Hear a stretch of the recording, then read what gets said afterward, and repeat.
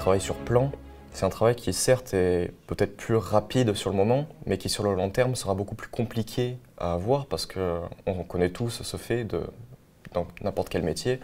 Il suffit qu'un papier soit mis à jour, il faut le transférer à tout le monde, tout le monde n'a pas forcément la dernière version. Sur les plans, c'est pareil.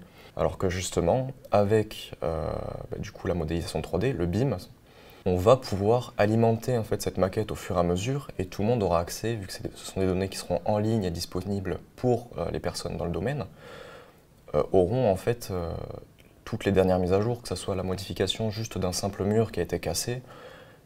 En supprimant le mur, on voit toutes les données qu'il y a justement à l'intérieur de ce mur. C'est ça le BIM en fait, c'est de voir les données sur une modélisation pour faire gros en fait.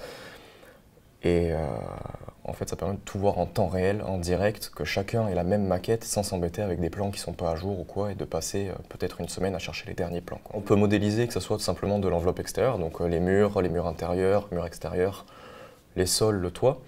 Comme on peut même modéliser tout simplement la tuyauterie, les radiateurs à l'intérieur, ce qui passe sous le plancher. En fait, on peut tout modéliser comme sur plan, sauf que là, ça sera en 3D, beaucoup plus simple de visualisation, du coup, au niveau repérage, etc.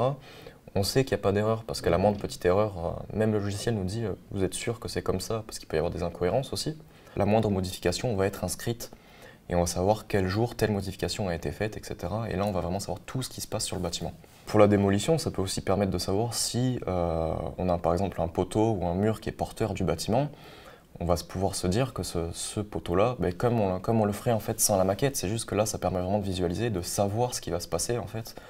Parce qu'on applique aussi des charges, donc la charge du bâtiment, savoir si vraiment tout va tomber en détruisant ce mur, pardon, ou pas.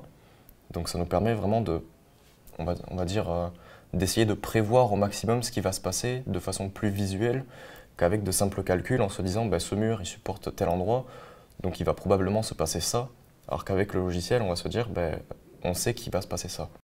En général à petite échelle les gens n'y voient pas d'intérêt, ce qu'on comprend, hein, c'est normal, mais par contre sur un projet qui sera vraiment plus grand comme un centre commercial ou quelque chose, là ça peut devenir très intéressant de dépenser justement pour avoir cette personne qui va pouvoir tout nous refaire, disons de façon plus propre.